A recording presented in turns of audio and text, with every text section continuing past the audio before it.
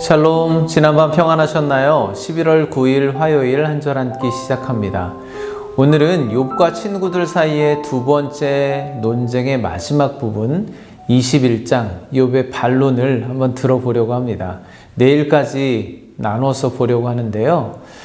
앞에 20장에서 소발은 악인은 반드시 멸망한다고 강력하게 주장했습니다. 물론 악인이 한때 번영할 수는 있지만 그것도 잠깐이고 결국 몰락하게 된다는 여러 가지 사실들을 열거하죠. 또한 악인이 불의한 방법으로 재물을 모으고 남의 것을 강탈하여 많은 재산을 쌓아놓지만 그것도 허망하게 빼앗길 것이고 하나님의 심판을 받게 될 것이라면서 욥을 향해서 속히 회개하라고 충고를 합니다. 사실 말이 충고지 이미 욥을 악인으로 매도하고 비난과 정죄를 퍼붓고 있는 것이나 마찬가지입니다. 오늘은 그런 소발의 냉혹한 비난에 욥의 답변을 한번 들어보려고 하는데요. 먼저 1절부터 3절까지 말씀을 보겠습니다. 욥이 대답하여 이르되 너희는 내 말을 자세히 들으라. 이것이 너희의 위로가 될 것이니라. 나를 용납하여 말하게 하라. 내가 말한 후에 너희가 조롱할지니라. 욥은 친구들에게 제발 내 말 좀 들어달라고 하소연을 합니다. 물론 자신의 상황을 비판하고 조롱하고 싶겠지만 잠깐만이라도 참고 우선 자기 얘기를 좀 들어달라고 합니다. 그게 자기에게는 위로가 되겠다는 거죠. 왜냐하면 욥도 자신의 상황이 친구들의 틀에 박힌 생각과 선입견으로는 도저히 이해가 되지 않을 거라는 것을 압니다. 죄인으로 몰아가기에 딱 좋은 상황이라는 것을 인정하죠. 하지만 그들의 판단과 비난은 지금 자신이 겪고 있는 현실과는 전혀 맞지 않기 때문에 이렇게 하소연을 시작하는 겁니다. 그러면서 욥이 여러 가지 반론을 제기하는데요. 그 핵심은 뭐냐면 인과응보의 원리를 기초로 주장하는 친구들의 주장과 반대되는 경우를 한번 생각해 보자는 거예요. 즉 하나님이 꼭 그 원리, 그런 부분적인 진리의 틀 안에서만 역사하시는 분이 아니라는 것을 주장하고 싶은 거죠. 예를 들자면 7절부터 10절까지 말씀을 보면 어찌하여 악인이 생존하고 장수하며 세력이 강하냐. 그들의 후손이 앞에서 그들과 함께 굳게 서고 자손이 그들의 목전에서 그러하구나. 그들의 집이 평안하여 두려움이 없고 하나님의 매가 그들 위에 임하지 아니하며 그들의 수소는 새끼를 베고 그들의 암소는 낙태하는 일이 없이 새끼를 낳는구나. 욥의 친구들은 악인은 결코 성공할 수 없고 성공하더라도 그건 잠깐일 뿐이라고 말하지만 욥이 보는 악인의 현실은 전혀 그렇지 않다는 것입니다. 악인들 중에는 이 땅에서 장수하고 후손도 잘 되고 가축들까지 번성하는 자들도 있는 것이 현실이라는 거죠.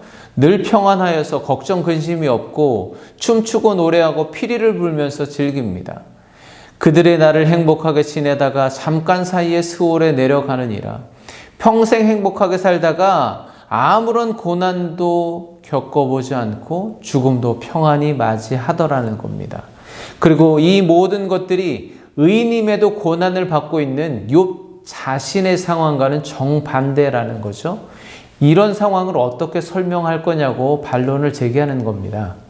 결국 욥은 친구들에게 현실적인 상황이 이런데도 계속 그렇게 인과응보라는 단편적인 진리, 틀에 박힌 생각을 고집하면서 자신을 죄인으로 판단하고 정죄하면서 회개하라고 몰아칠 거냐고 하소연을 하는 거죠. 사실 저도 그게 궁금했습니다.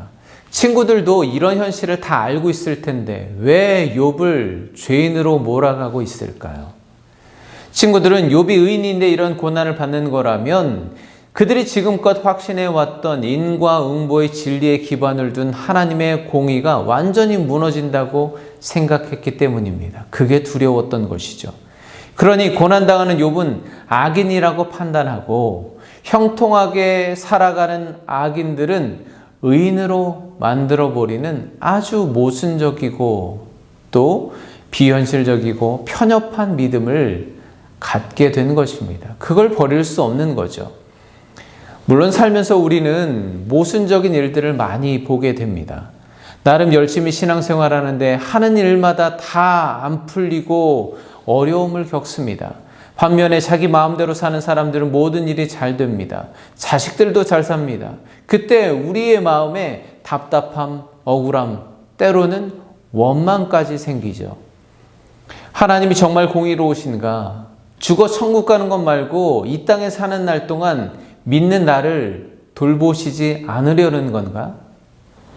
이 세상에 보이는 현실만으로 하나님의 공의를 설명할 수 있을까요? 절대로 불가능합니다. 그리고 만약에 하나님께서 당신의 모든 뜻을 우리에게 보여주신다고 한다면 나의 믿음이 흔들리지 않고 날마다 견고해질 수 있을까요? 그렇지 않습니다. 우리는 결국 보고 싶은 것만 보는 존재이기 때문이죠. 영원히 살아계신 하나님은 욥의 때에도 그렇고 지금도 그리고 앞으로도 공의로 세상을 다스리십니다. 하나님의 공의는 절대로 사라지지 않습니다. 욥도 친구들도 그렇게 믿습니다. 그런데 친구들은 자기들이 보고 싶어 하는 것만 보고 그것만 믿고 그것만으로 세상 모든 것을 판단하려니 하나님도 인정하신 둘도 없는 의인을 심판받아 마땅한 악인으로 만들어버린 것입니다.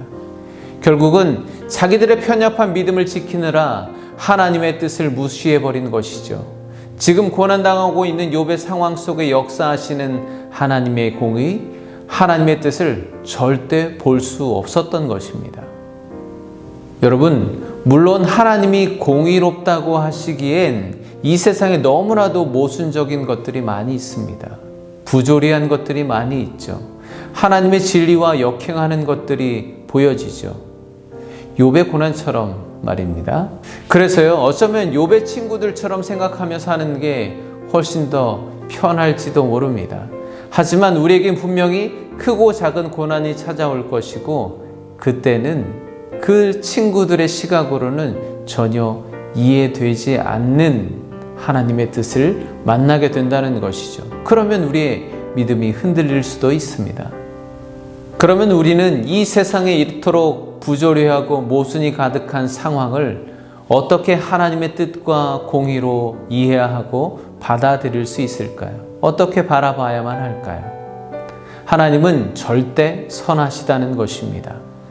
여호와께서 온갖 것을 그 쓰임에 적당하게 지으셨나니 악인도 악한 날에 적당하게 하셨느니라.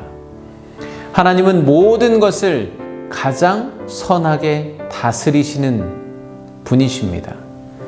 그게 하나님의 공의입니다.